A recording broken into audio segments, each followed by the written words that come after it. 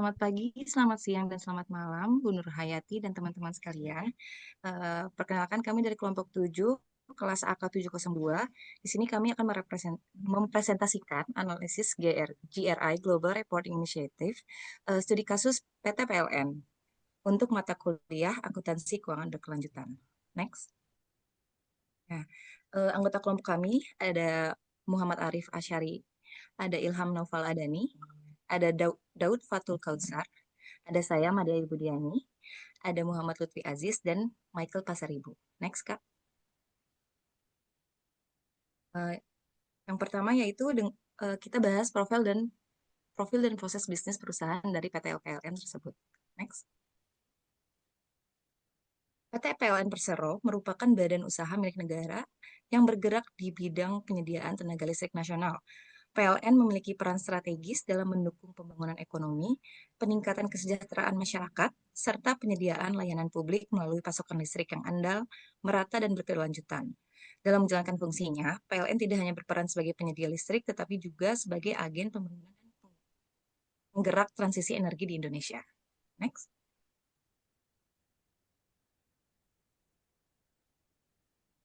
Visi dan peran strategis PT PLN, yaitu visinya di mana PLN berkomitmen untuk menjadi perusahaan energi yang berdaya saing global dengan tetap mengutamakan kepentingan nasional. Pada tahun 2026, peran strategis PLN semakin difokuskan pada yang pertama, menjamin ketersediaan listrik nasional. Yang kedua, meningkatkan keandalan dan kualitas layanan. Ketiga, mendukung transisi menuju energi bersih dan berkelanjutan. Dan yang terakhir, mendorong efisiensi dan digitalisasi proses bisnis.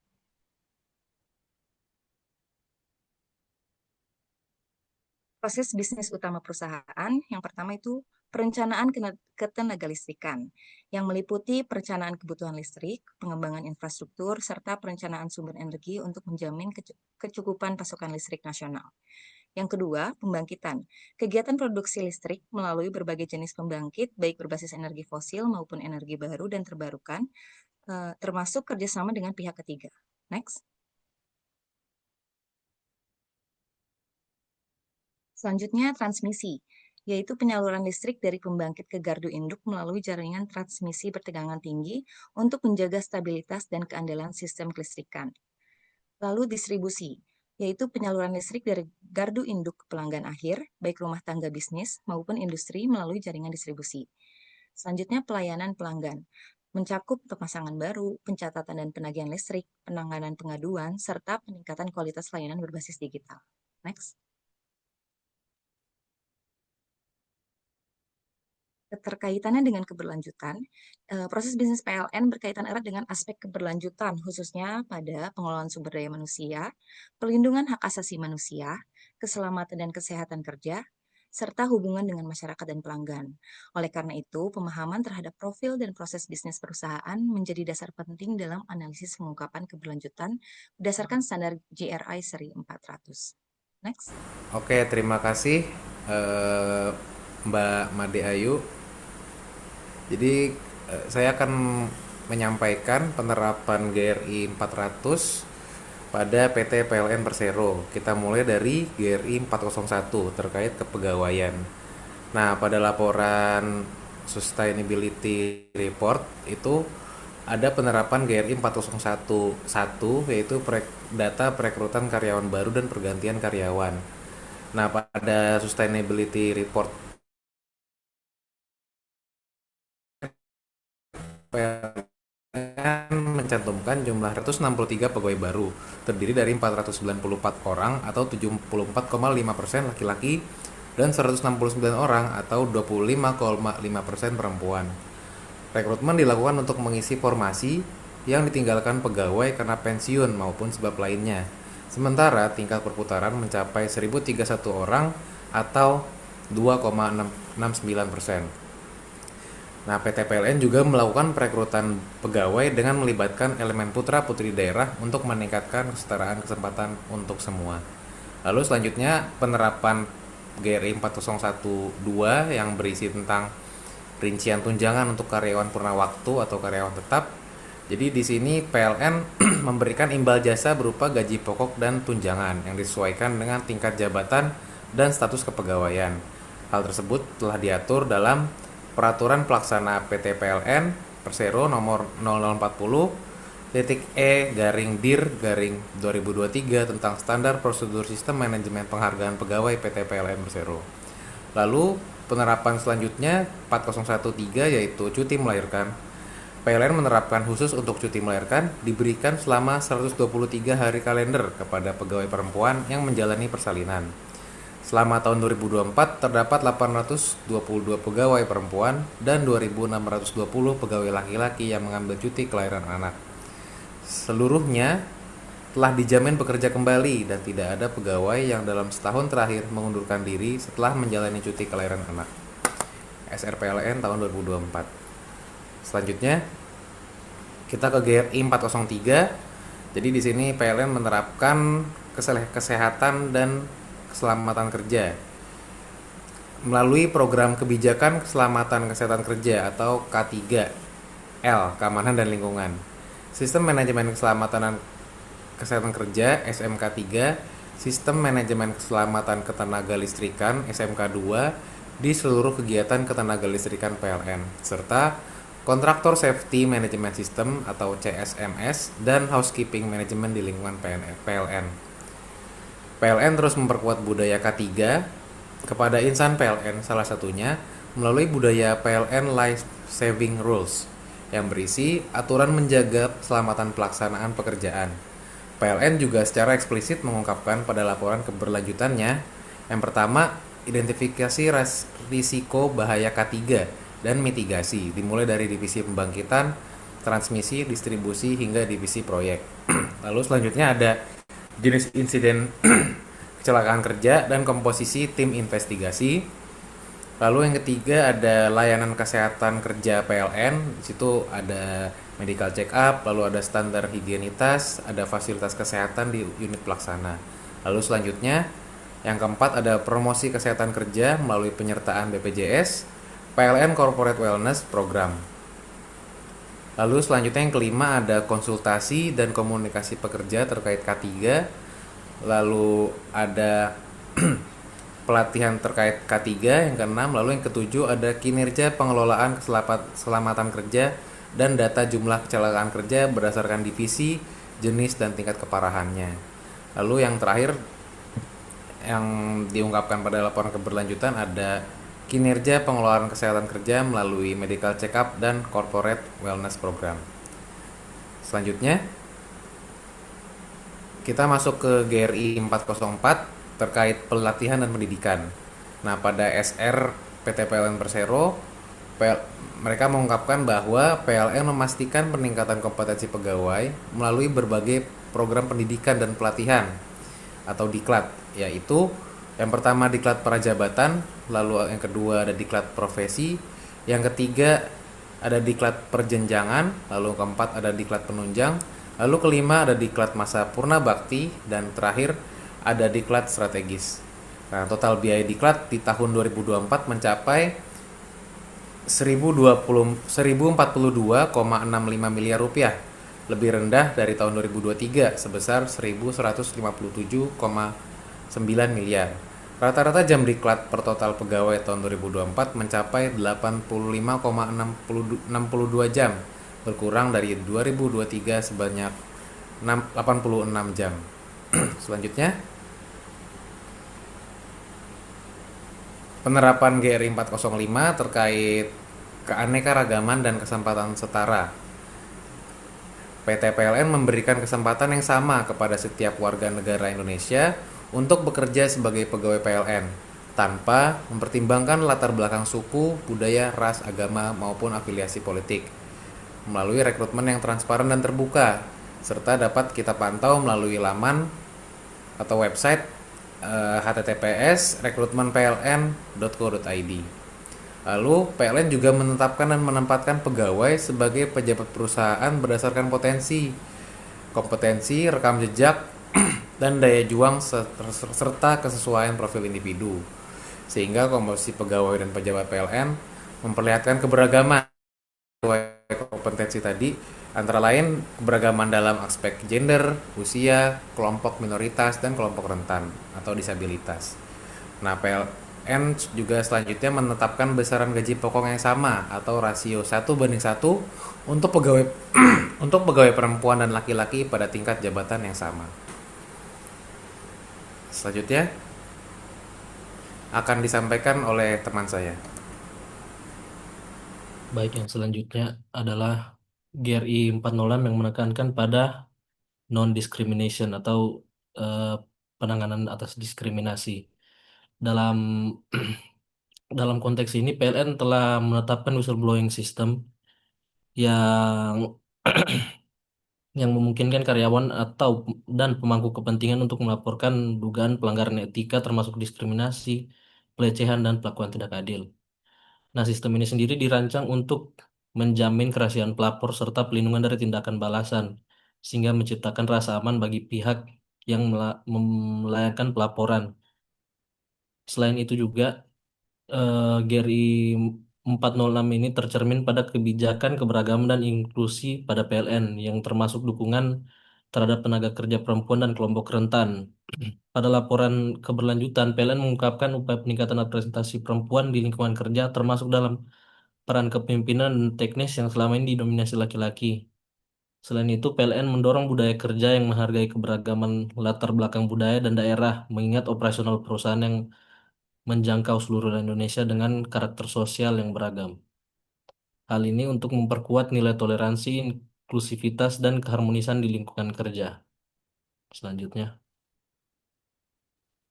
nah untuk GRI 407 yaitu kebebasan berserikat dan perundingan bersama, PLN telah mengimplementasikan prinsip GRI 407 melalui pengakuan resmi terhadap keberadaan serikat pekerja dan penerapan mekanisme perundingan perjanjian kerja bersama bersama atau PKB antara manajemen dan perwakilan pekerja. Nah, melalui PKB ini, PLN dan serikat pekerja menyepakati ketentuan terkait hak dan kewajiban perkara, upaya tunjangan jam kerja dan keselamatan kerja hingga mekanisme penyelesaian perselisihan. Selain itu juga, penerapan GRI 407 di PLN juga berkaitan erat dengan upaya menjaga keadilan dalam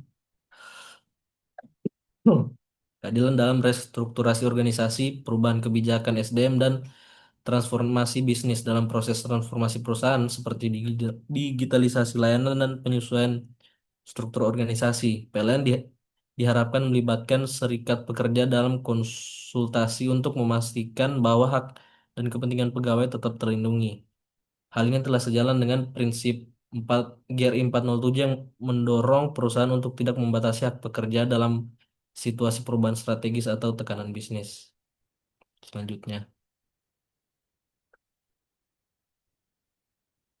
Selanjutnya adalah GRI 408 atau pekerja anak. Nah, secara internal sendiri PLN tidak mempekerjakan pekerja di bawah umur dan menerapkan standar ketenagakerjaan yang mematuhi peraturan operasional, peraturan nasional, sehingga ketentuan usia minimum bekerja sebagaimana diatur dalam Undang-Undang Ketenagakerjaan. PLN memastikan bahwa seluruh pegawai pegawai direkrut melalui proses administratif yang sah dan transparan, termasuk verifikasi identitas dan usia. Nah, untuk contoh penerapannya itu tercermin dalam kebijakan ESG dan social policy for suppliers and contractors, di mana PLN mensyaratkan pemasok untuk mematuhi prinsip keberlanjutan, hak asasi manusia, dan praktik ketenagakerjaan yang adil. Dalam ESG Performance Report PLN, perusahaan menyatakan komitmen untuk bekerja sama dengan pemasok yang menerapkan standar sosial yang bertanggung jawab dan mematuhi hukum ketenagakerjaan, termasuk perlindungan terhadap anak. PLN juga melakukan penilaian risiko pemasok atau supplier risk assessment untuk mengidentifikasi potensi risiko sosial termasuk risiko pekerja anak terutama pada sektor-sektor dengan tingkat kerentanan yang lebih tinggi. Selanjutnya, GRI 409 atau kerja paksa ini berfokus pada pencegahan, identifikasi, dan penghapusan segala bentuk kerja paksa atau kerja wajib termasuk praktik eksploitasi tenaga kerja, kerja di bawah ancaman, perdagangan manusia, kerja karena hutang, atau pembatasan kebebasan pekerja untuk mengakhiri hubungan kerja. pada PLN sendiri, GRI 409 dapat ditemukan dalam kebijakan ESG dan Green Procurement Policy, di mana PLN mensyaratkan pemasok dan kontraktor untuk mematuhi standar sosial, hukum ketenagakerjaan, dan prinsip bisnis beretika. PLN juga melakukan penilaian risiko sosial terhadap vendor untuk mengidentifikasi potensi pelanggaran hak tenaga kerja, termasuk risiko kerja paksa. Nah, selain pencegahan melalui kebijakan, PLN juga memperkuat GRI 409 melalui mekanisme pengawasan dan pelaporan pelanggaran seperti whistleblowing system yang sudah diterapkan pada GRI sebelumnya. Selanjutnya,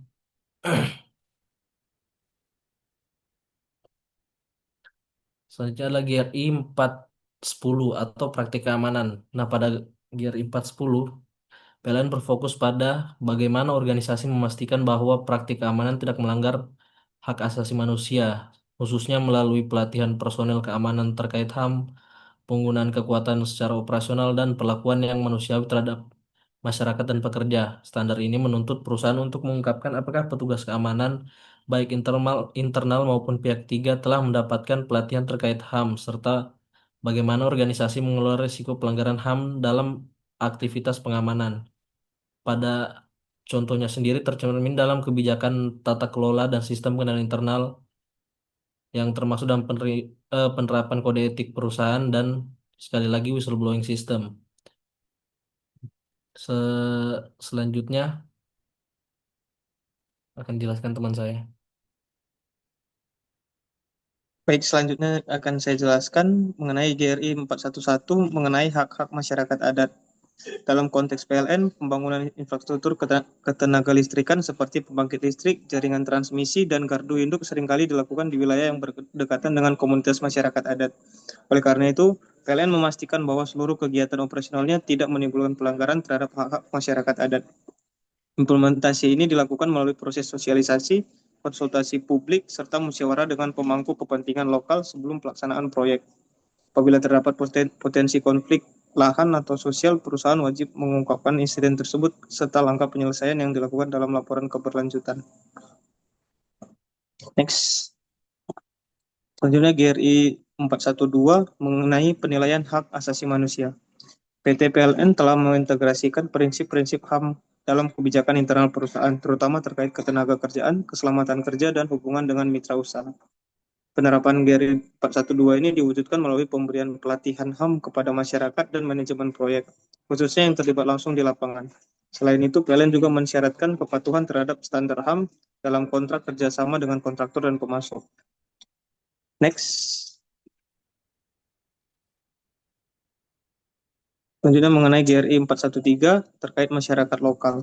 Sebagai perusahaan penyedia layanan publik, aktivitas PLN memiliki keterkaitan langsung dengan masyarakat lokal. Penerapan GRI 413 ini dilakukan melalui pelaksanaan program tanggung jawab sosial dan lingkungan atau TJSL, penyelenggaraan forum komunikasi masyarakat, serta penyediaan mekanisme pengaduan bagi masyarakat terdampak. Selain dampak positif seperti peningkatan akses listrik dan pemberdayaan ekonomi lokal, PLN juga mengidentifikasi potensi dampak negatif, seperti gangguan penggunaan lahan dan kebisingan, serta merumuskan langkah mitigasi yang sesuai. Next. Selanjutnya GRI 414 mengenai penilaian sosial pemasok. Dalam operasionalnya, PLN bekerja sama dengan berbagai pemasok dan kontraktor untuk mendukung pembangunan dan pemeliharaan infrastruktur ketenaga listrikan. Oleh karena itu, PLN menerapkan sistem seleksi pemasok yang mempertimbangkan aspek sosial, seperti kepatuhan terhadap ketentuan ketenaga kerjaan, keselamatan dan kesehatan kerja atau K3, serta etika bisnis. Ketika ditemukan pelanggaran sosial oleh pemasok, PLN melakukan tindakan korektif berupa pembinaan, pemberian sanksi, hingga pemutusan hubungan kerjasama sesuai dengan ketentuan yang berlaku. Next.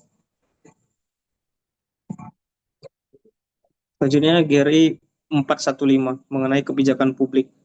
Sebagai badan usaha milik negara, PT PLN tidak terlibat dalam kegiatan politik praktis maupun pemberian sumbangan politik. Namun demikian, PLN berperan aktif dalam mendukung perumusan kebijakan publik di sektor energi dan ketenaga listrikan, melalui partisipasi dalam forum diskusi, konsultasi kebijakan, serta kerjasama dengan kementerian dan lembaga terkait.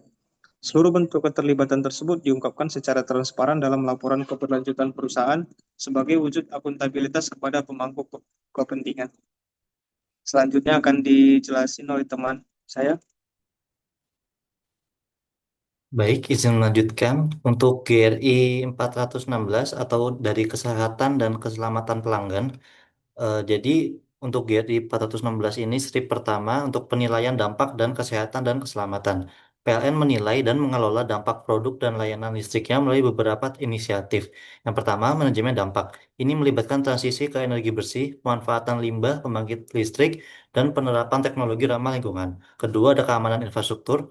PLN memastikan bahwa semua kabel yang digunakan untuk distribusi listrik memenuhi standar nasional Indonesia atau SNI. Selain itu, semua stasiun pengisian kendaraan listrik umum atau SPKLU yang dioperasikan oleh PLN bersertifikasi SNI. Ketiga, standar instalasi. Dalam memastikan keselamatan di rumah pelanggan, PLN mewajibkan penerbitan sertifikat layak operasional atau SLO dan melakukan inspeksi teknis untuk mencegah bahaya listrik. Keempat, ada keselamatan translasi. Perusahaan mematuhi peraturan khusus mengenai ruang bebas dan jarak bebas minimum untuk saluran tegangan tinggi SUTET atau SUTT untuk memastikan saluran tersebut aman bagi manusia dan lingkungan. Kelima, ada evaluasi. PLN mengevaluasi dampak ini melalui pemantauan kinerja berkala, audit internal, dan keterlibatan pemangku kepentingan yang aktif. Untuk GRI 416 keduanya, ada insiden ketidakpatuhan. Selama tahun berlangsung, PLN tidak menghadapi sanksi keuangan atau hukum yang diakibatkan oleh ketidakpatuhan terhadap peraturan terkait kesehatan dan keselamatan pelanggan yang menggunakan listrik. Slide selanjutnya. Untuk GRI 417, pemasaran dan pelabelan ada dibagi menjadi tiga. Yang pertama ada persyaratan untuk informasi dan pelabelan produk dan layanan. PLN memastikan bahwa informasi mengenai produk dan layanannya transparan dan dapat diakses oleh publik. Informasi ini dapat diakses melalui situs web resmi perusahaan atau diperoleh langsung melalui pusat kontrak PLN di nomor 123. Yang kedua ada insiden ketidakpatuhan terkait informasi dan pelabelan produk dan layanan. Sumber tersebut menyatakan bahwa selama periode pelaporan tahun 2024, PLN tidak menerima denda keuangan atau sanksi hukum lainnya terkait ketidakpatuhan terhadap peraturan mengenai informasi dan pelabelan produk. Yang ketiga, ada insiden ketidakpatuhan terkait komunikasi pemasaran. PLN menggunakan berbagai platform media untuk komunikasi pemasaran guna memperkuat posisi pasarnya, meningkatkan layanan, dan mendorong pelanggan untuk menghemat listrik. Sepanjang tahun 2024, perusahaan tidak menghadapi sanksi keuangan atau hukum apapun yang diakibatkan oleh dugaan pelanggaran peraturan terkait komunikasi pemasaran. Slide selanjutnya. GRI 418 atau privasi pelanggan. Jadi pengaduan yang berdasar mengenai pelanggaran terhadap privasi pelanggan dan hilangnya data pelanggan. Yang pertama, kepatuhan regulasi. PLN berkomitmen meningkatkan perlindungan dan keamanan data pelanggan selaras dengan amanat Undang-Undang Nomor 27 Tahun 2022 tentang perlindungan data pribadi. Yang kedua adalah langkah strategis tahun 2024. Salah satu upaya nyata yang dilakukan PLN pada tahun 2024 adalah meminta persetujuan pemrosesan data pribadi kepada seluruh pelanggan. Yang ketiga ada manajemen keamanan informasi. PLN melaksanakan audit surveillance dari ISO 27001 tahun 2013 tentang sistem manajemen keamanan informasi pada tanggal 27 sampai 30 Mei 2024 untuk memastikan keamanan sistem keamanan data tetap andal. Selanjutnya akan dijelaskan oleh teman saya. Baik, saya akan melanjutkan untuk bagian saran bagi PT PLN berdasarkan pengungkapan GRI. Yang pertama yaitu memperkuat strategi dan pengembangan SDM. Ini berdasarkan analisis GRI 401 dan 404, PLN telah mengungkapkan data rekrutmen dan tingkat turnover pegawai, serta investasi besar dalam pendidikan dan pelatihan. Ke depan PLN dapat memperluas program pengembangan karir berbasis kompetensi dan memperkuat strategi retensi talenta agar perputaran pegawai tetap terkendali dan produktivitas meningkat. Kedua, meningkatkan budaya keselamatan dan kerja hingga mitra kontraktor atau dari atas analisis GRI 403. PLN sudah menerapkan sistem K3L, SMK3, dan CSMS. Namun perusahaan dapat memperkuat pengawasan keselamatan terutama pada proyek-proyek ketenagalistrikan berisiko tinggi dan memastikan standar keselamatan diterapkan secara konsisten tidak hanya untuk pegawai internal tetapi juga kontraktor.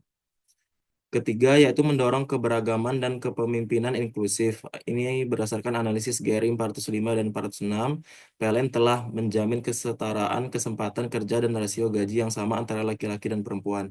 Saran ke depan adalah meningkatkan representasi perempuan dan kelompok rentan pada posisi manajerial dan teknis strategis agar keberagaman tidak hanya tercermin dalam rekrutmen, tetapi juga dalam kepemimpinan. Kemudian yang keempat, memperluas pengawasan HAM dalam rantai pasok. Ini berdasarkan analisis GRI 408 sampai dengan 410.